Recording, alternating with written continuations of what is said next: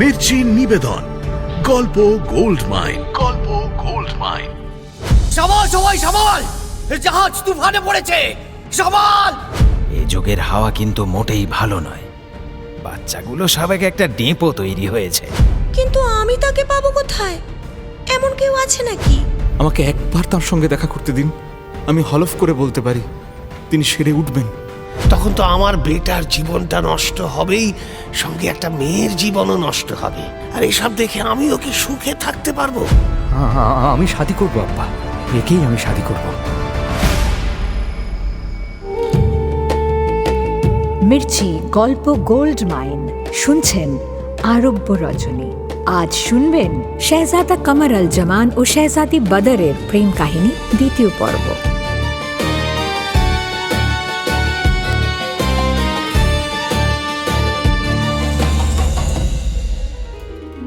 বেগম শেহরাজাদ শুরু করেছেন শেহজাদা কমর আল জামানের প্রেম কাহিনী। শেহজাদা কমরের বিয়ের বয়স হয়েছে। তার আব্বা সুলতান শাহরিমান ছেলেকে বিয়ে দিয়ে সংসারী করতে চান। এবার ছেলের হাতে সালতানাত তুলে দিয়ে ছুটি নেওয়ার ইচ্ছে তার। কিন্তু শেহজাদা কমর আল জামান যে বিয়েই করতে চায় না। শাদি? কিন্তু আব্বা, আমি তো শাদির কোনো প্রয়োজন আছে বলে মনে করি না। কি দরকার আছে জীবনটাকে জটিল করে তোলার? এই তো বেশ ভালোই আছে। শেহজাদার এমন মতামত সুলতান শাহরিমানের কপালে ভাঁজ ফেলে। কি হবে এই ছেলের? এর জিন্দগি তো না হয় কেটে যাবে কোনোভাবে। তারপর এই মসনদ সামলাবে কে? এই পরিবারের বেহাত হয়ে যাবে যে এই মসনদ।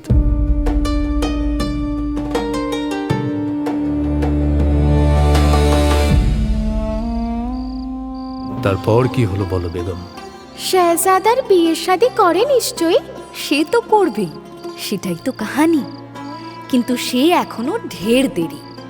কাহানির একেবারে শেষে গিয়ে করবে। তার আগে যে প্রেম করবে সে। সে কি প্রেম? হ্যাঁ হুজুর, প্রেম। কাকে? শেহজাদার কথা শুনে তো মনে হচ্ছে সে ঘোর নারী বিদ্বেষী। মহিলাদেরও যে প্রয়োজন আছে সমাজে, সেটা মনেই করে না। একদম হুজুর। কিন্তু প্রেম কি আর বলে কয়ে অনুমতি নিয়ে আসে কারুর জীবনে? যখন আসার তখন সে ঠিক আসে। তাকে শত চেষ্টা করেও আটকানো যায় না। আহ, আর মেলা ভনিতা করো না তো বেগম, এবার ধৈর্য হারিয়ে যাচ্ছে। শুরু করো। জি হুজুর। তো হয় কি, শেহজাদা কমর তো সাফ সাফ জানিয়ে দেয় যে সে শাদি করবে না। মানে তার মতে শাদির কোনো প্রয়োজনই নেই তার জীবনে। খামোখা জীবনটাকে জটিল করে ফেলে লাভ কি? সেই শুনে তো সুলতানের কপালে চিন্তার ভাঁজ পড়ে। ঈশ্বরকে ডাকে সে। হায় আল্লাহ, এই কি মুসিবত খাড়া করলে আমার জীবনে। কত স্বাদ ছিল জীবনটা নাতি পুতিদের সঙ্গে খেলে কাটাবো, কিন্তু বহুদিন পর জিঞ্জুরের গলা চিনতে পারে সুলতান শাহরিমান। লাফিয়ে ওঠে সে। আরে জিঞ্জুর না? কোথায় তুই? এত দিনেও সেই স্বভাবটা গেল না তোমার। এ তো দেখছি খাঁটি কথাই বলে গেছে জ্ঞানী গুণীরা, স্বভাব যায় না মোলে। বলি, একবারে একটা প্রশ্ন করতে পারো না? এমনিতেই আমি মারাত্মক মুশকিলে পড়ে আছি বলে কথা। ও, তোর সেই মুশকিলের কথা বলছিস বুঝি? সেই যে তুই নিজেই জানিস না তুই কি। এই দেখো, মনে আছে দেখছি তোমার। তা থাকবে না? তা কোথায় ছিলি এতদিন? আর পাঁচটা এ কথা সে কথা সেরে শেষে আসল কথা ওঠে। জিঞ্জুর সুলতানকে বুদ্ধি দেয়, দেখো, তোমার এই পেটা কিন্তু এ যুগের অলাদ। যুগের একটা হাওয়া আছে জানো তো? আলবাত, সে জানবো না। শোনো, এ যুগের হাওয়া কিন্তু মোটেই ভালো নয়। বাচ্চাগুলো সবাই একটা ডেপো তৈরি হয়েছে। তাই বলছি, পেটাকে বেশি চাপাচাপি করো না। কি বলতে কি বলে ফেলবে নিজেই বুঝবে না। তারপর দেখবে তোমার কথা বেটার হয়তো পছন্দ হবে না, আর তখন ভালো মন্দ একটা কাণ্ড করে বসবে। না না না না না, এভাবে তো হাত গুটিয়ে চুপচাপ বসে থাকতে পারি না, কিছু একটা তো করতে হবে। বাপ হয়ে বেটার জীবনটা তো এভাবে বয়ে যেতে দিতে পারি না। আরে দিও না, দিও না, কে বলেছে দিতে? তাহলে কি করব আমি? শোনো, কটা দিন যেতে দাও, তারপর বেটাকে একদিন দরবারে ডাকবে। ভরা দরবারে সবার সামনে বেটার শাদী ঘোষণা করে দেবে। সে কি? কার সঙ্গে? আরে সে নিয়ে তোমায় ভাবতে হবে না। কি যা তা বলছিস? আমি আব্বা, আর আমি ভাববো না? নেশা টেশা করিস নাকি? আগে বুঝিনি তো। নেশা? আমি জানো না নেশা করা গুনাহ? তাহলে বলছিস শাদী ঘোষণা করে দিতে? এদিকে এই দাঁড়া দাঁড়া, তুই কি কোনো মেয়েটে দেখে রেখেছিস নাকি আবার? বোঝো কাণ্ড, আমি বলে নিজের জন্যই এখনো কাউকে খোঁজার ফুরসাত পেলাম না। আমি কে সেটা জানতেই বয়ে যাচ্ছে এই জীবন, আর আমি দেখবো ওনার বেটার জন্য মেয়ে। কথা শোনো হুজুরের, শুনে হাসবো না কাঁদবো বোঝা দেয়। এই এই তুই যা তো, ও তোকে দিয়ে হবে না, খালি খালি আমার মাথা খাচ্ছিস। আহা, চটছ কেন? আমার ফন্দিটা শোনোই না। শোনো শোনো তাহলে বলি। জিঞ্জুর সুলতানকে বেশ একটা ফন্দি এঁটে দেয়। ফন্দি শুনে সুলতানের চোখ কপালে ওঠে প্রথমে, তারপর রাগ হয়। ধমক দিয়ে সে বলে, চুপ কর বেয়াদব। তারপর যদি বনি বনা না হয়, তখন তো আমার বেটার জীবনটা নষ্ট হবেই, সঙ্গে একটা মেয়ের জীবনও নষ্ট হবে। আর এসব দেখে আমিও কি সুখে থাকতে পারবো? সে তুমি সুখে থাকো কি দুঃখে থাকো তোমার ইচ্ছে, আমি বলার কে।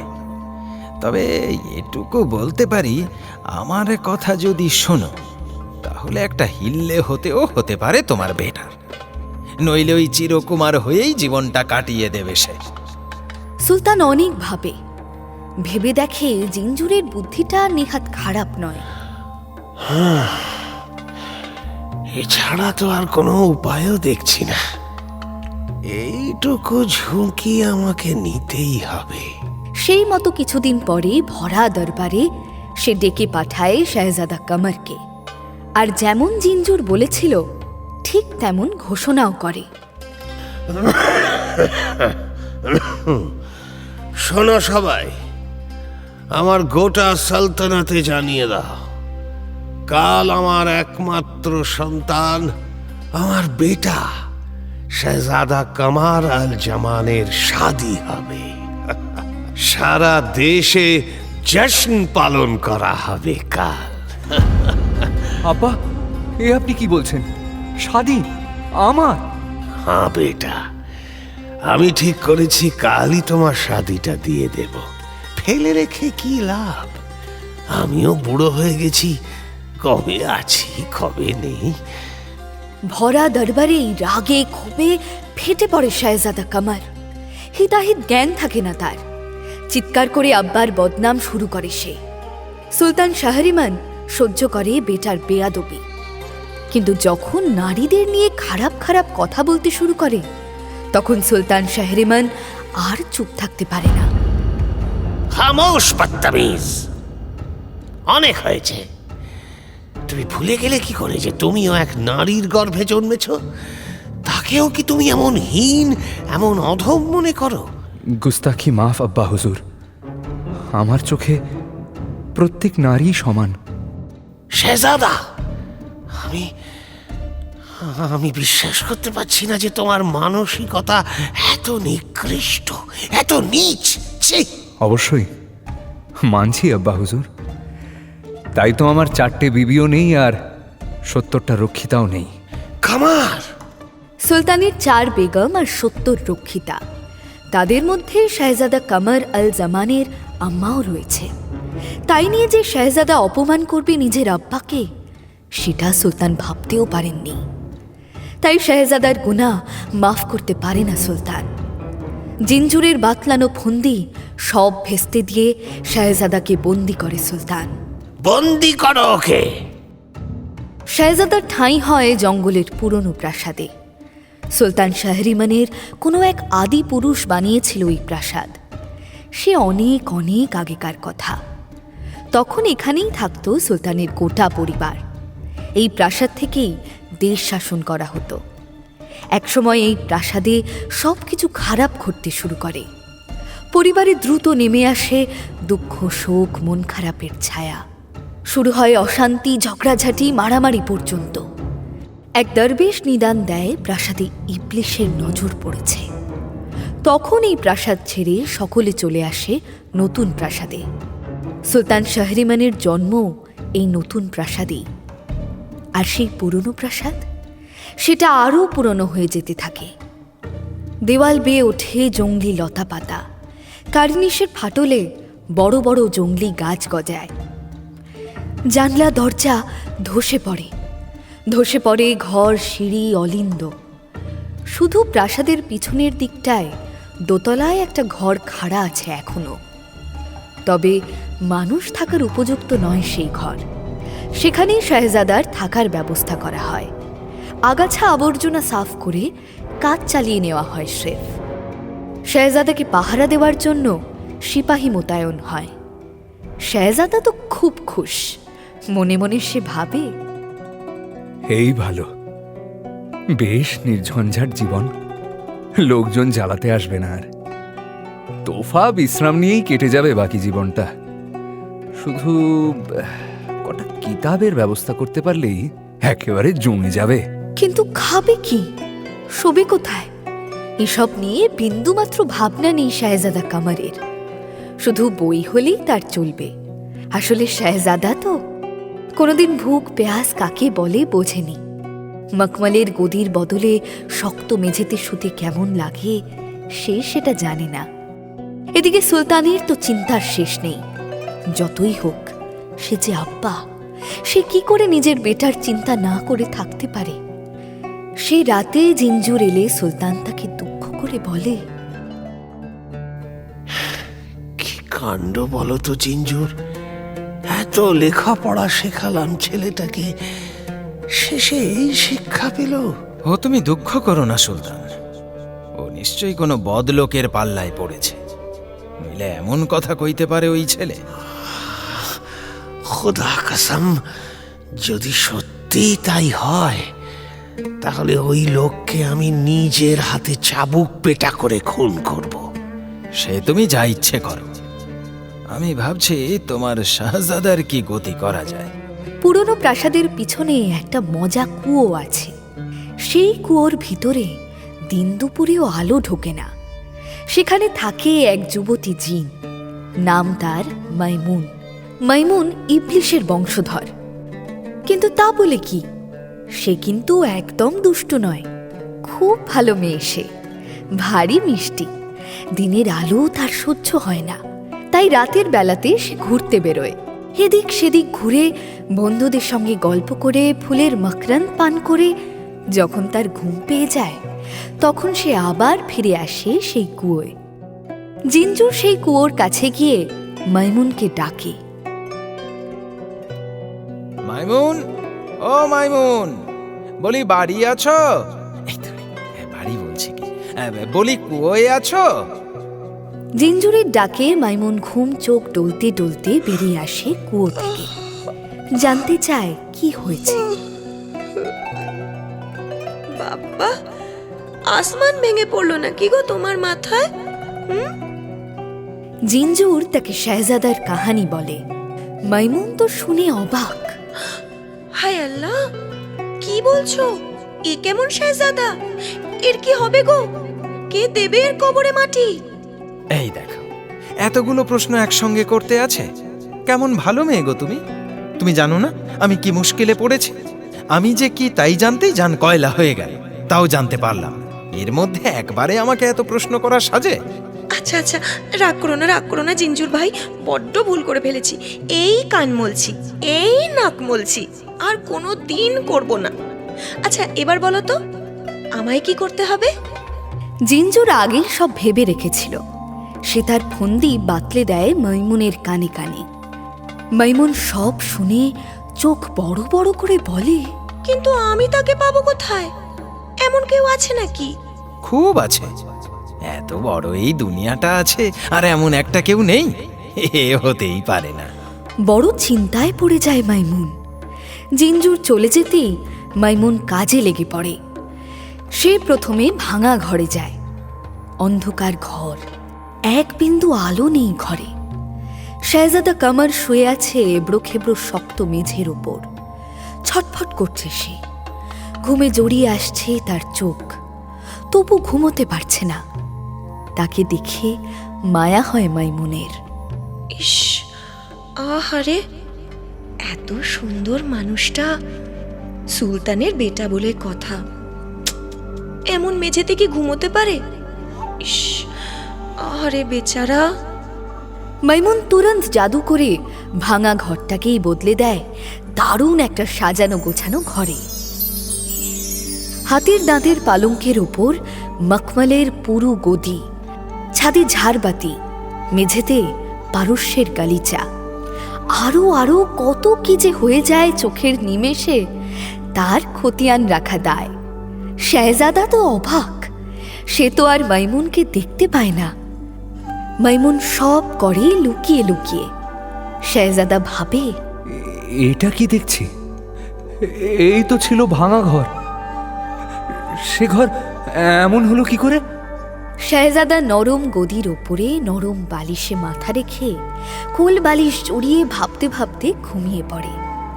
মাইমুন আলতো করে মখমলের লেপটা শেহজাদার গায়ে টেনে দিয়ে ঘরের জানলা দিয়ে বেরিয়ে যায়। বেরিয়েই সোজা উঠে যায় আসমানে। এক টুকরো মেঘের উপর দাঁড়িয়ে সে ভাবে, যাই কোন দিকে, কোন দিকে, কোন দিকে? ধুর, কোথায় গেলে পাবো তাকে? এমন মেঘ কোথায় আছে? কোন দিকে যে যাই, কোন দিকে যে যাই? ভাবতে ভাবতে এদিক ওদিক চাইতেই দেখে দানিশ উড়ে আসছে সেই পুরনো প্রাসাদের দিকে। দানিশ জিন, খুব দুষ্টু জিন। মনের দিক থেকে মোটেই খারাপ নয় সে। কারোর ক্ষতি সে করে না, শুধু সবাইকে নাজেহাল করে আনন্দ পায়। এই রে, ও যদি জানতে পারে ওই শেহজাদা ঘুমাচ্ছে তাহলেই হয়েছে। শেহজাদাকে একেবারে নাজেহাল করে ছাড়বে। ইস, কোথাও আর যাওয়া হয় না মাইমুনের। সে লাফ দেয় মেঘের ওপর থেকে, আর তাকে পড়তে দেখেই দানিশ চিৎকার করে ওঠে, এ সম্ভালো সম্ভালো, আরে লেগে যাবে, সম্ভালো। আর সামাল হো। মাইমুন মোটেই সামলায় না, সে ইচ্ছে করেই সোজা এসে পড়ে দানিশের ওপর। তারপর দুজনে হুমড়ি খেয়ে পড়ে মাটিতে। আরে ওঠো ওঠো, আর একটু হলে মরে যেতে তো, উঠে এসো। মাইমুনেরও ব্যথা লাগে, কিন্তু সেসব ভাবার কি জো আছে তার? দানিশ এমন হল্লা জোরে যে মাইমুন তাড়াতাড়ি উঠে পড়ে। আর একটু হলেই খুন হয়ে যেতাম। বলছি, তুমি কি খাও গো? হ্যাঁ, এত ভারী? ভারী? মাইমুন কিনা শুধু ফুলের মাকড়ান খেয়ে বেড়ায়, আর সে ভারী? এমন মিথ্যে কথা বলতে পারে না দানিশটা। অন্য সময় হলে মাইমুন দেখিয়ে দিত দানিশকে, কিন্তু তখনের মতো দানিশকে সে রেয়াত করে, খুব মোলায়েম করে ডাকে তাকে, দানিশ। মাইমুনের গলায় এত মোলায়েম ডাক শুনে দানিশ চমকে স্থির হয়ে যায়। দানিশ সুযোগ পেলেই তাকে খেপায়, তাই সে দানিশের ওপর খুব খাপ্পা। তাকে দেখলেই তেড়ে আসে। সেই মাইমুন যখন তাকে আদর করে ডাকে, তখন সন্দেহ হয় তার, নিশ্চয়ই কোনো মতলব আছে মাইমুনের।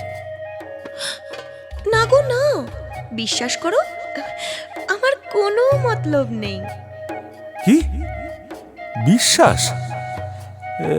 এই দেখো, জানো, আজই না বেরোবার সময় কোথায় যেন রেখে এসেছি। এই বাজে কথা ছাড়ো তো। শোনো না, আমি না একটা খুব বিপদে পড়েছি। মাইমুন দানিশকে শেহজাদা কামারের সব কথা খুলে বলে। এও বলে যে জিঞ্জুর এসবের মূলে। সেই মাইমুনকে দায়িত্ব দিয়েছে। শুনলে তো সব, এখন তুমিই বলো দানিশ, আমি এমন মেয়ে পাই কোথায় যাকে দেখলে শেহজাদা ভালোবেসে ফেলবে? দুনিয়ার সেরা সুন্দরীকে চাই, নইলে কি আর মন ঘুরবে শেহজাদার? আমার তো মনে হয় না। হ্যাঁ, সে আর এমন কি, তুমি চলে যাও না ওই চীনের পশ্চিমে সম্রাট ঘায়ুরের দেশে। ওখানে সবাই বুঝি খুব সুন্দর? সবাই নয়, রাজকুমারী সম্রাট ঘায়ুরের একমাত্র মেয়ে বদর। আমার থেকেও সুন্দর? কি আর বলবো, কি দেখতে তাকে! হ্যাঁ, মাথার চুল যেন কালো মেঘের থেকেও কালো, বুঝলে? তার টানা টানা চোখ দুটো হরিণীকেও হার মানায়, ঠোঁট দুটো তার গোলাপের পাপড়ির মতো। আর জানো জানো তার রংখানা একেবারে। থাক থাক, বুঝেছি, দুশ্চরিত্র একটা মেয়ে দেখলেই অমনি ঢলে পড়া চাই, তাই না? এই দেখো, তুমি তো সুন্দরী মেয়ের হদিশ চাইলে, তাহলে আবার এখন চটছো কেন? হ্যাঁ, বারে চটবে না? এক মহিলার কাছে অন্য মহিলার রূপের গান গাইতে আছে কখনো? সে তো চটবেই। মাইমুনও চটে যায়, দু চারটে কড়া কথা শুনিয়ে দেয় দানিশকে। তবুও মন ভরে না মাইমুনের। শেষে দানিশকে রীতিমতো ধমকে চমকে বলে, বেশ, ঠিক আছে ঠিক আছে, এই আমি বসলাম গ্যাঁট হয়ে। নিয়ে এসো তো দেখি তোমার রাজকুমারীকে, দেখি কেমন সুন্দর সে। ইয়ে মানে আমি না পরে যাব। হ্যাঁ, খানিক বাদে। না, পরে না, এক্ষুনি, এই মুহূর্তে। ধমক খেয়ে দানিশ বাধ্য ছেলের মতো রাজকুমারীকে আনতে চলে যায়। মাইমুন বসে বসে গজরাতে থাকে। বলে কিনা সেরা সুন্দরী, হরিণের মতো চোখ, গোলাপের পাপড়ির মতো ঠোঁট, মেঘের, হ্যাঁ মেঘের মতো চুল। আর নাকটা, নাকটা গেল কোথায়?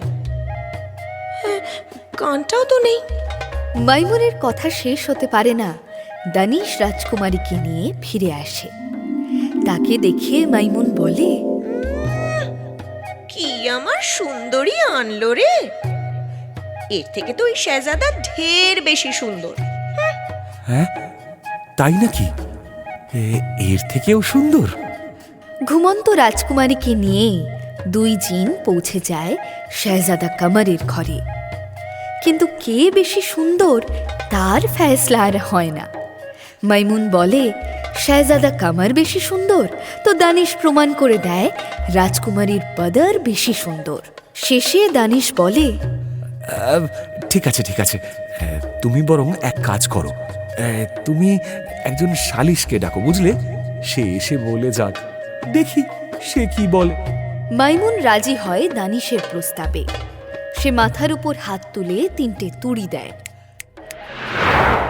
অমনি ঘরের মেঝে ফুঁড়ে একটা দৈত্য এসে হাজির হয়।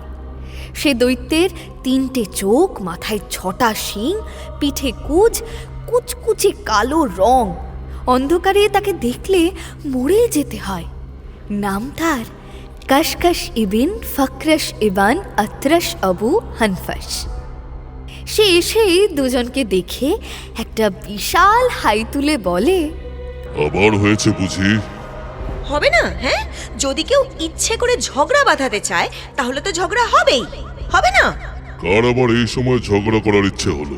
কার আবার? হ্যাঁ, এই দানিশের। মোটেই না, আমার মেলা কাজ পড়ে আছে। সে ছেড়ে এখানে ঝগড়া করার কোনো শখ নেই আমার, বুঝলে? কি বলতে চাইছো? হ্যাঁ, তাহলে কি আমি বাদিয়েছি? আবার দুই জিনে ঝগড়া শুরু হয়। দৈত্য কশকশ কান চুলকোতে চুলকোতে বিরক্তভাবে বলে,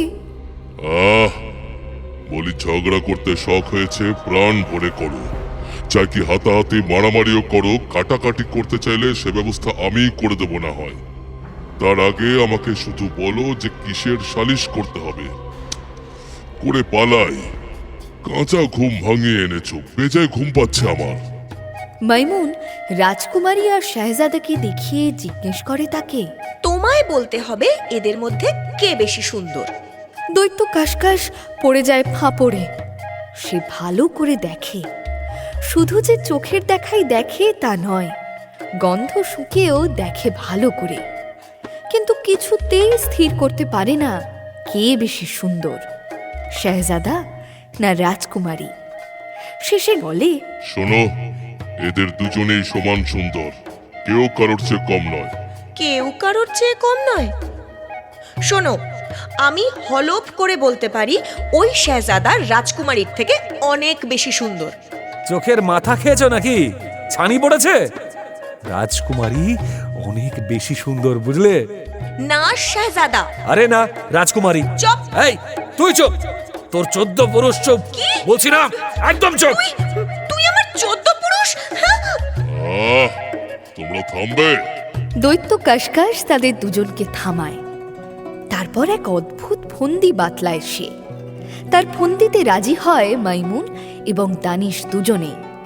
সেই মতে দানিশ চট করে মৌমাছি রূপ ধরে উড়ে গিয়ে হুল ফোটায় শেহজাদার ঘাড়ে, আর মাইমুন ও দৈত্য কাশকাশ হাওয়ার পিছনে লুকিয়ে পড়ে। হুলের ব্যথায় ঘুম ভেঙে যায় রাজকুমারের। মৃদু আর্তনাদ করে বিছানায় উঠে বসে সে। উঠেই হাতটা রাখতে গিয়ে পড়ে সেটা রাজকুমারীর গায়ের উপর। রাজকুমারী বদর তখন ডুবে রয়েছে ঘুমের গভীরে। দানিশ জাদু করে তার ঘুম আরো গভীর করে দিয়েছে। চমকে ওঠে শেহজাদা। হায় আল্লাহ, এ কি? এখানে এলো কোথা থেকে? বিছানা থেকে ছিটকে নেমে পড়ে সে মাটিতে। কিন্তু কতক্ষণ? রাজকুমারীর রূপে যে পাথরও নড়ে ওঠে।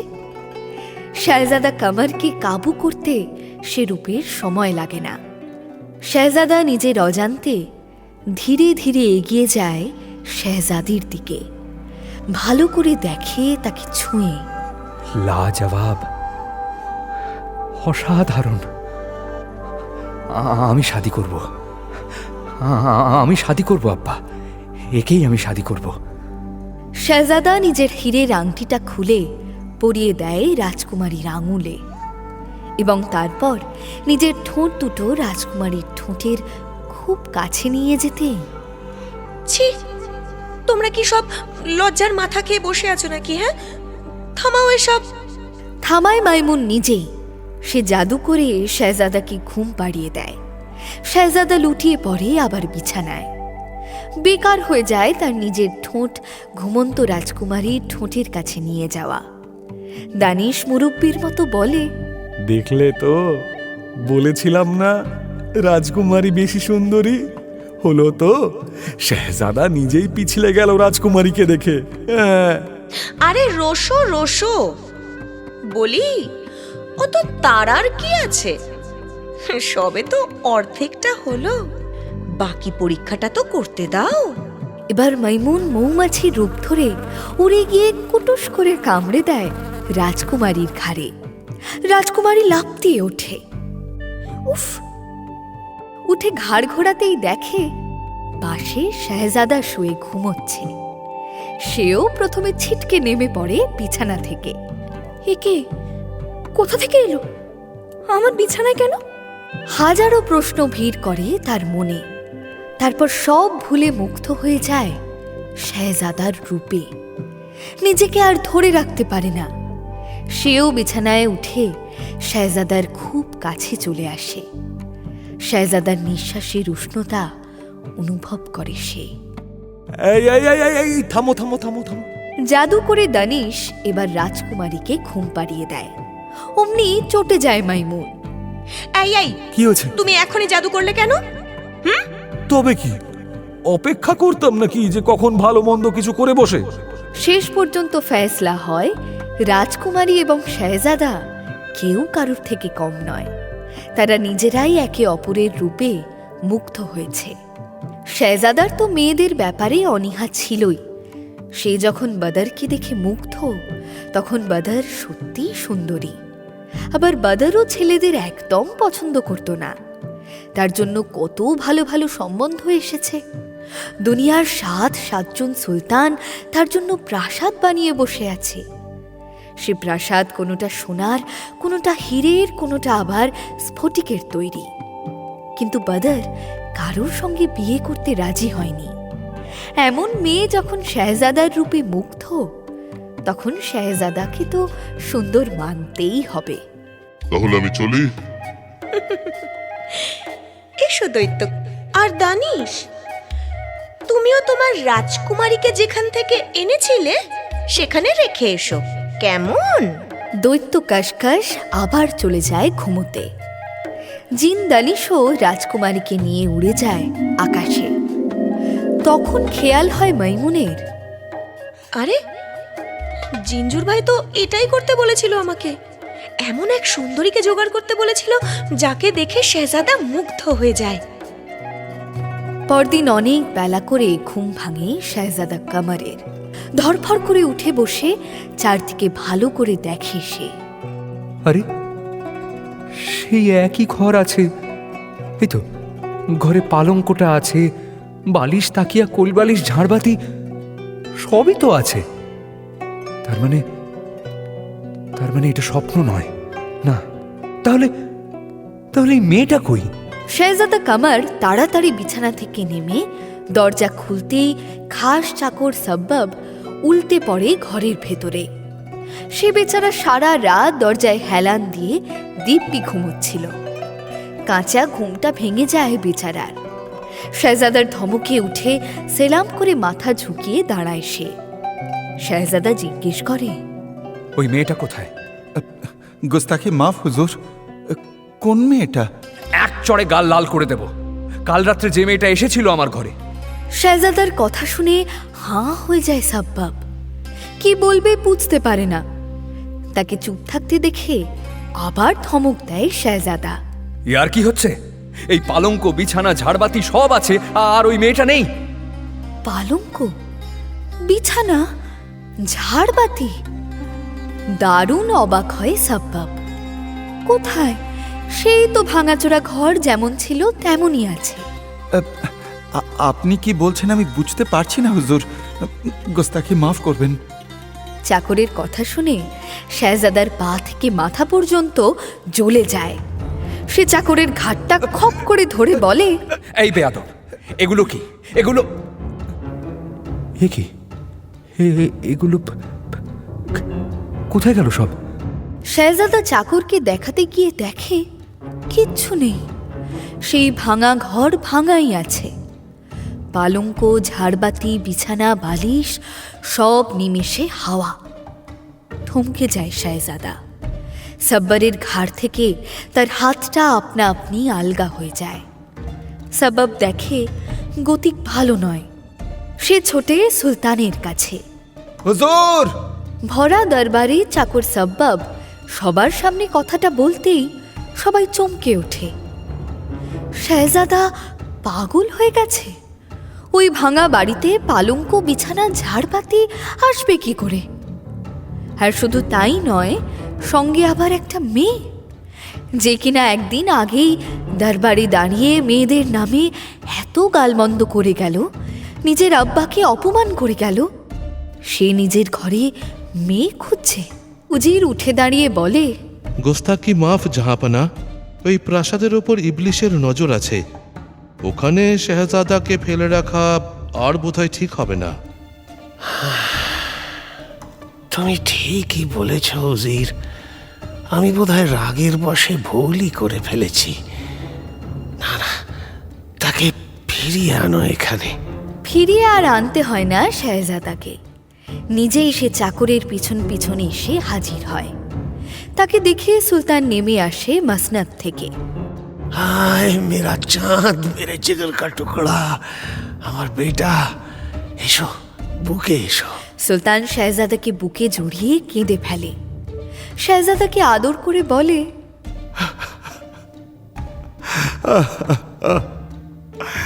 বেটা, খুব কষ্ট হয়েছে না তোমার? কষ্ট? কই না তো। কষ্ট কেন হতে যাবে? তোফা ঘুম হয়েছে আমার কাল রাতে। আমি বুঝি বেটা, এইসব তোমার রাগের কথা। না না আব্বা, কোনো রাগ নয়। অমন সুন্দর পালঙ্ক, অমন নরম বিছানা, অমন বালিশ, তাকিয়া, কোলবালিশ ও তো আমাদের প্রাসাদে নেই। সুলতান ছেলের মাথায় হাত বুলিয়ে কিছু ভাবে এক মুহূর্ত, তারপর কাঁধে হাত রেখে বলে, যাও বেটা, আরাম করো। আর ওই ভাঙা বাড়িতে থাকতে হবে না তোমায়। আমি তোমার সব দোষ মুকুব করলাম।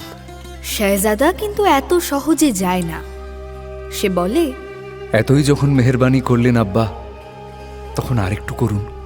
মেহরবানি নয় বেটা, বলো কি চাও? ওই মেয়েটাকে আপনি ওকে আমার কাছে ফিরিয়ে দিন। আমি কথা দিচ্ছি, আমি ওকেই শাদি করব। সুলতান একবার চারদিক দেখে নিয়ে ছেলেকে বলে, তুমি তোমার ঘরে যাও বেটা, বিশ্রাম নাও। আমি দেখছি আমি কি করতে পারি। সুলতান আজ করতে পারে যে এই গন্ডগোলটার মূলে ওই জিঞ্জুর, কিন্তু সকলের সামনে তো আর সেটা বলতে পারে না। তাই সেদিন দরবারে বাকি সময়টা এরোর পরামর্শ শুনেই কাটাতে হয় তাকে। কেউ বলে বেটাকে হাকিম দেখানো উচিত, কেউ আবার বলে হাকিমে কিছু হবে না, ঝাড়ফুঁক দরকার। কেউ বলে ওসব না করে আল্লাহর কাছে দোয়া চাওয়া উচিত। যে যার মতো করে পরামর্শ দেয়। রাতের বেলায় জিঞ্জুরের আশায় জেগে বসে থাকে সুলতান, কিন্তু জিঞ্জুর আসে না। 1 রাত 2 রাত 3 রাত করতে করতে বছর ঘুরে যায়। শেহজাদা কামার আল জামান রাজকুমারী বদরের দুঃখে খানাপিনা ছেড়ে অসুস্থ হয়ে পড়ে। দুরারোগ্য ব্যাধিতে ধরে তাকে। দিন দিন শরীর ভেঙে যেতে থাকে তার। সুলতান আল্লাহর কাছে হাহুতাশ করে ওঠে,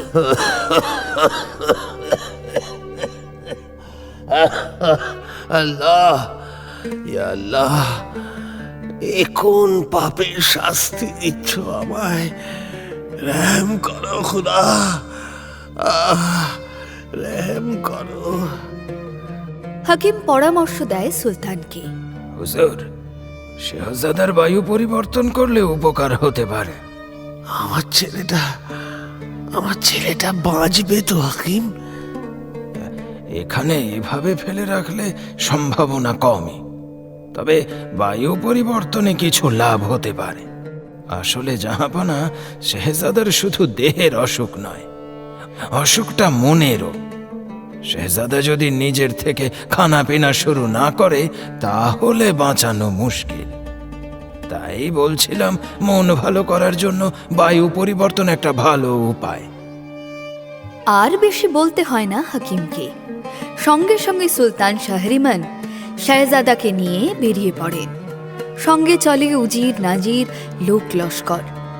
সমুদ্রের ধারে সুলতানের এক প্রমোদ ভবন আছে, সেখানেই সাময়িক আস্তানা গাড়ি সুলতান। সালতানিয়াতের কাজকর্ম সেখান থেকেই চলতে থাকে। একে একে দিন কাটতে থাকে, কিন্তু শেহজাদা কামার আল জামানের সেরে ওঠার কোনো লক্ষণই দেখা যায় না। বরং সে যেন দিন দিন আরও অসুস্থ হয়ে পড়ে। দেখতে দেখতে বর্ষাকাল এসে পড়ে। শুরু হয় বৃষ্টি।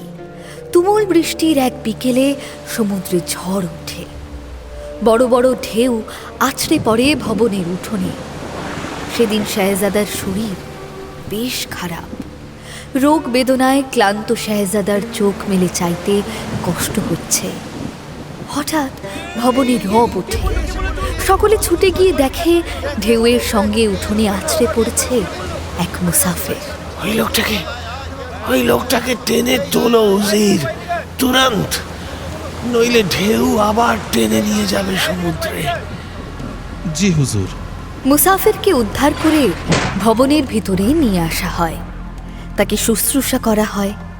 প্রাথমিক চিকিৎসার পর উঠে বসে সে, কথা বলে, পানি খায়। উজির তাকে শুধায়, কে তুমি? কোথায় থাকো? আমার নাম মারজিবান, আমি মুসাফির। কি হয়েছিল তোমার? ঝড়ে জাহাজ ডুবি হয়েছিল বুঝি? না হুজুর, জাহাজ নয়, নৌকো। তুমি নৌকায় করে এই দরিয়ায় পাড়ি জমিয়েছিলে? সাহস বটে তোমার। কি করব আমি? আমার যে খুব তাড়া। যত তাড়াতাড়ি পারি খালিদান যেতে হবে আমাকে। শেহজাদা কামার আল জামানের সঙ্গে দরকার আছে আমার, ভীষণ জরুরি দরকার। কার কথা বলছো? শেহজাদা কামার আল জামান? জি। কি দরকার তোমার? মেহেরবানি করে সেটা জানতে চাইবেন না হুজুর। এ কথা আমি শুধু তাকেই বলবো। সে তুমি তাকেই বলো, আমি শুধু তোমাকে একটা খবর দিয়ে দিই, তুমি এই মুহূর্তে শেহজাদা কামারুল জামানের আব্বা সুলতান শাহরিমানের প্রমোদ ভবনে আছো। উজিরের কথায় চকচক করে ওঠে মারজিবানের চোখ দুটো। আল্লাহকে স্মরণ করে সে বলে, তোমায় লাখ লাখ শুক্রিয়া। আরে এখনই তাকে পুরো শুক্রিয়াটা দিয়ে ফেলো না, আগে পুরো কথাটা শোনো আমার। জি বলুন। শেহজাদা এখন বাড়িতেই আছেন। মারজিবানের আর তর্স হয় না, সে তক্ষুনি শেহজাদার সঙ্গে দেখা করতে চায়। কিন্তু সেটা তো সম্ভব নয়, শেহজাদা অসুস্থ। তিনি অসুস্থ আমি জানি। আপনারা ভাবছেন তার মাথার গোলমাল হয়েছে, কিন্তু তা নয়। কি বলছো? আমি জানি তার কি হয়েছে। আমার কাছে আছে তার নিদানও। কি নিদান? মেহেরবানি করে আমাকে একবার তার সঙ্গে দেখা করতে দিন, আমি হলফ করে বলতে পারি তিনি সেরে উঠবেন। মারজিবানের শেহজাদাকে সুস্থ করে তোলার দাবি পৌঁছে যায় সুলতানের কানে ঝড়ের গতিতে। কে? শেহজাদাকে সুস্থ করে তোলার নিদান আছে ওই মুসাফিরের কাছে? জি হুজুর, তেমনই তো বলছে। কি নিদান? সেটা বলছে না, বলছে সেটা শেহজাদাকেই বলবে। তাহলে কি কামারের সেই মেয়ের হদিশ জানে মুসাফির? বিশ্বাস করতে পারে না সুলতান। সে রাতে শেহজাদার ঘরের দৌড়ে যে ছিল, সেই চাকর সাব্বাবই জানে না কিছু, আর এক মুসাফির জানবে? না না, শেহজাদার সঙ্গে দেখা করতে দেওয়া যাবে না, সে অসুস্থ। তুমি ওকে বলে দাও উজির। হুজুর, একবার বিবেচনা করে দেখুন, এত কিছু করে তো কিছুতেই কিছু হলো না। একবার যদি এই মুসাফির দেখা করে তাহলে কি আর এমন ক্ষতি?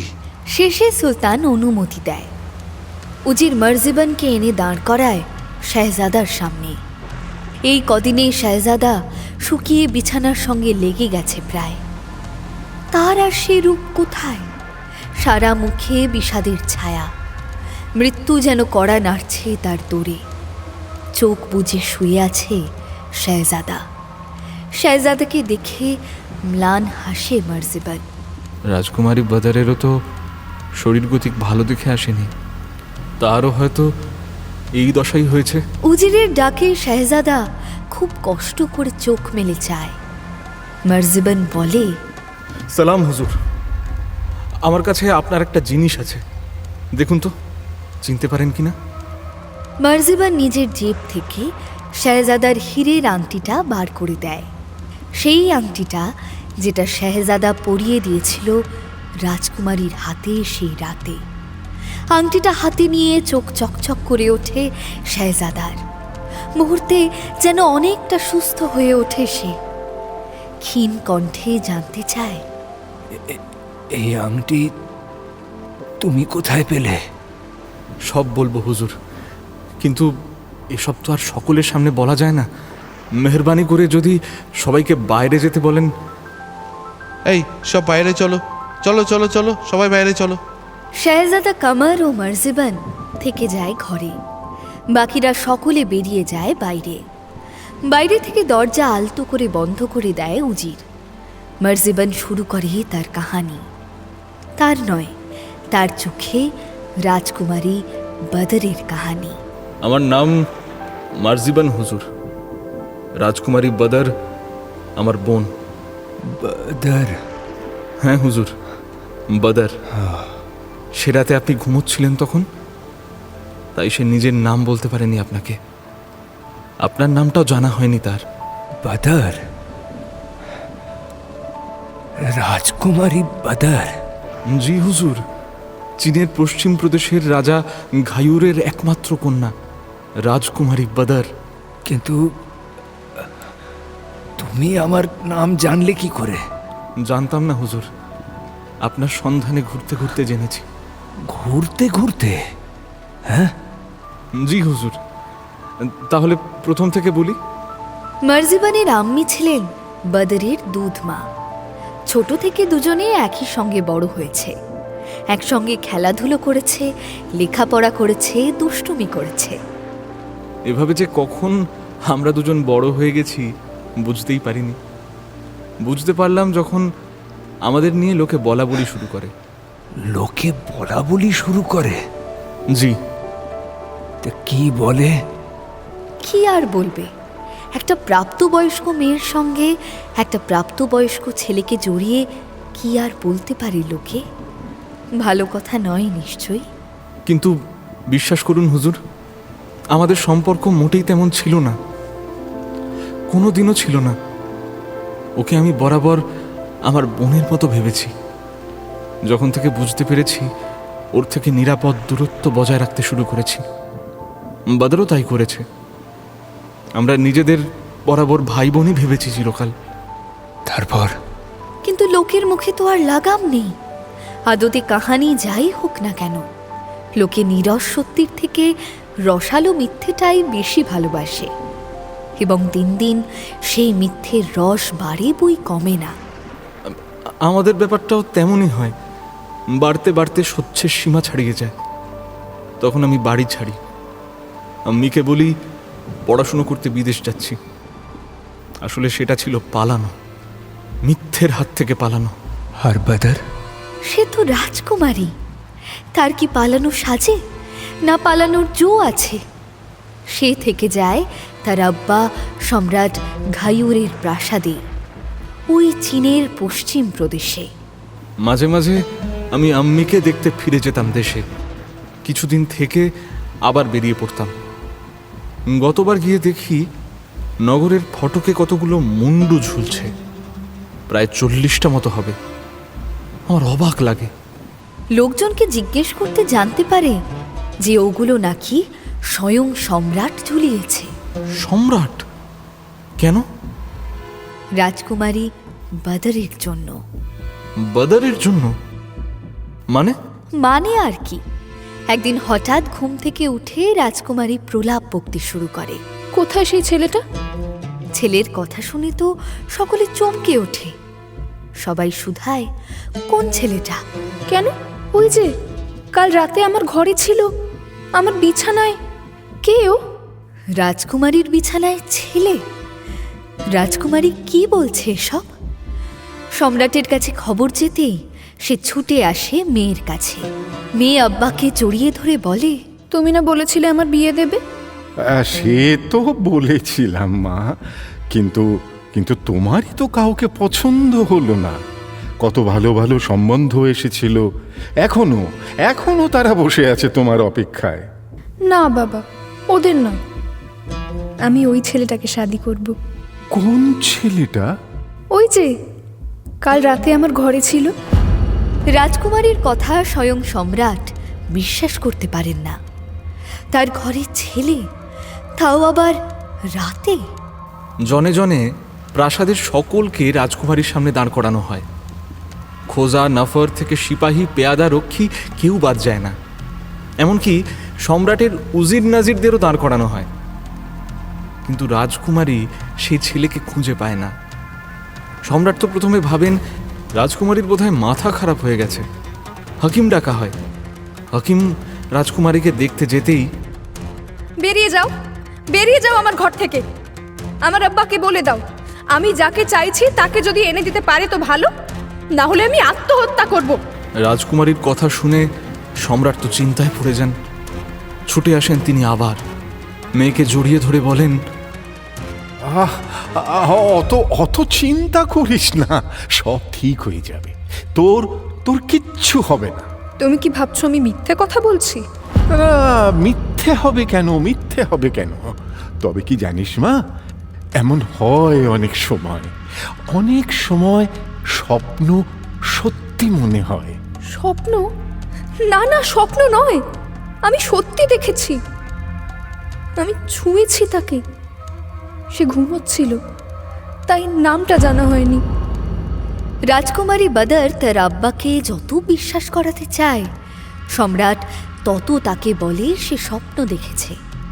শেষে চিৎকার করে ওঠে রাজকুমারী, তুমি কেন বিশ্বাস করছো না আমার কথা? ওই ছেলেটাকে যে আমি ছুঁয়েছি, ও স্বপ্ন নয়, সত্যি। আর তখনই চোখে পড়ে যায় শেহজাদা কামারের দেওয়া আংটিটা। ওই আংটিটাই আপনার উপস্থিতির সবচেয়ে বড় প্রমাণ হয়ে দাঁড়ায়। তাহলে ওই মুন্ডুগুলো? ওগুলো সে রাতে প্রাসাদে থাকা সৈন্য, সিপাহী, সেনাপতিদের কাজের অবহেলার জন্য তাদের গর্দান নেন সম্রাট। দেশবাসীকে বুঝিয়ে দেওয়া হয় কর্তব্যে গাফিলতির পরিণাম। তারপর আম্মির সঙ্গে দেখা করে জানতে পারলাম আরো অনেক কিছু।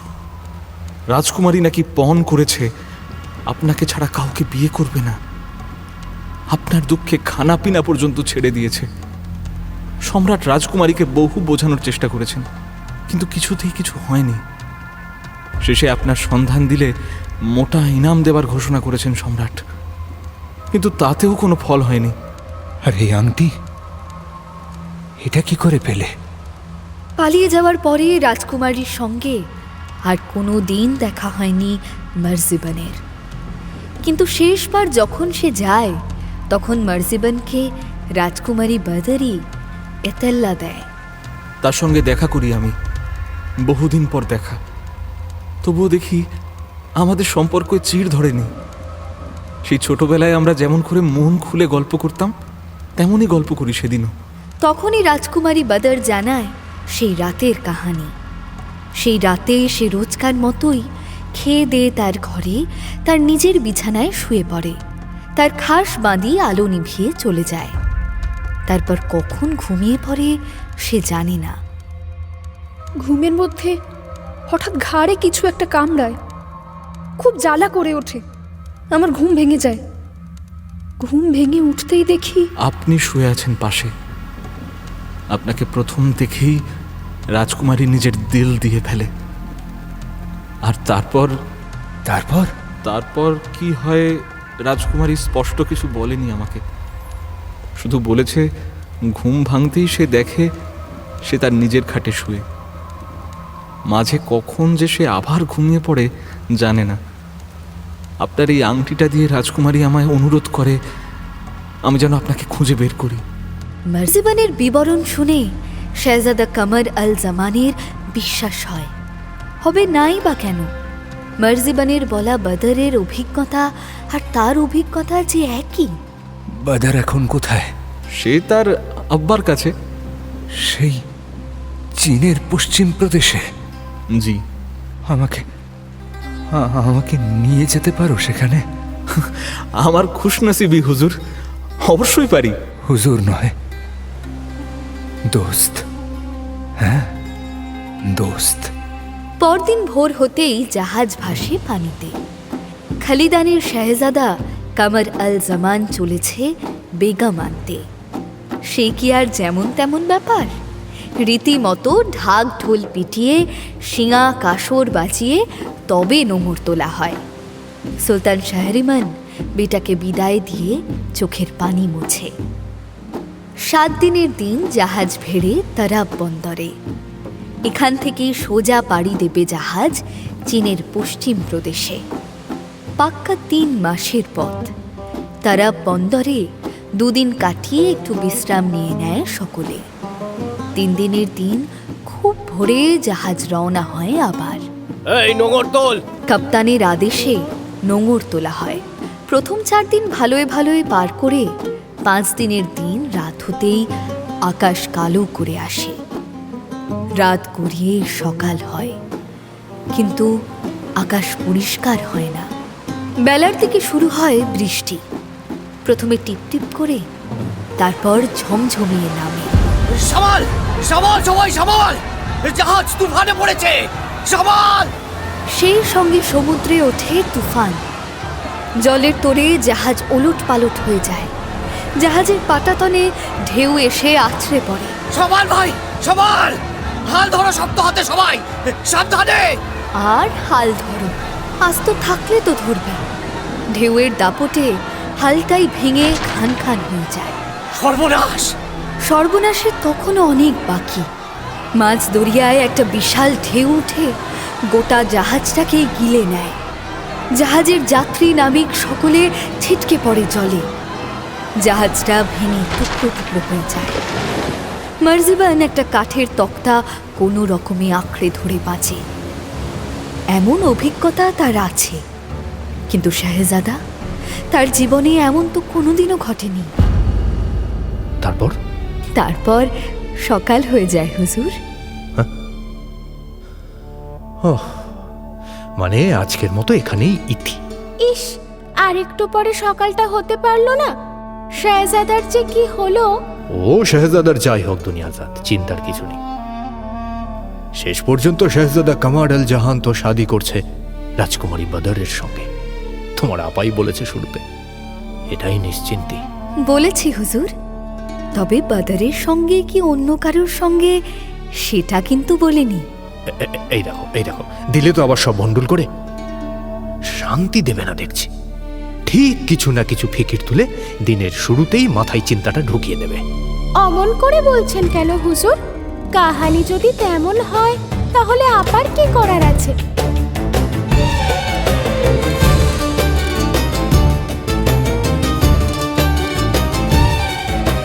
তাই বলে কাহানির দোহাই দিয়ে এমন সব ফিকির তুলে দেওয়া, এটা কিন্তু উচিত নয় বেগমের। রাজকুমারী বদর ওদিকে কত আশা নিয়ে বসে আছে বলুন তো। এখন যদি শাহজাদা অন্য কোথাও শাদি করে ফেলে, তাহলে রাজকুমারী বদরের কি মনের অবস্থা হবে একবার ভাবতে পারছে?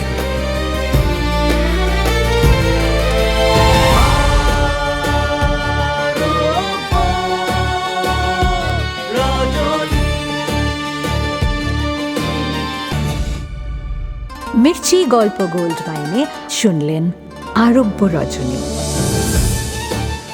গল্প পাঠে শেখর, শাহরিয়ার, অমিত দে, দুনিয়াজাদ, বর্ণালী দে বর্ম, শেহরাজাদ, সাঁজবাতি দাস, শাহরিমান, শেখর, জিঞ্জুর, স্পন্দন দাস, কামার, আর্য জানা, মাইমুন, সঙ্গীতা গাঙ্গুলি, দানেশ, অর্ঘ্যমাল্য মাইতি, কশকশ, রামস্বরূপ গাঙ্গুলি, বদর, চিত্রাঙ্গী রয়, সবাব, সুদীপ্ত ঘোষ, মরজিবন, অভিজিৎ বিশ্বাস, সম্রাট পার্থ রয়, ক্যাপ্টেন শুভদীপ্ত ভট্টাচার্য।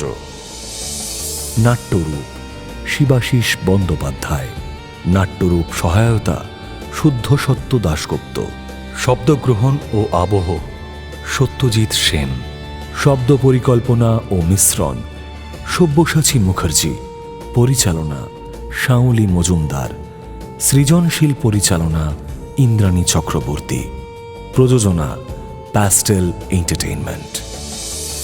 মির্চি গল্প গোল্ড মাইন আপনার জন্য exclusively Mirchi Bangla YouTube channel এবং গানা অ্যাপে।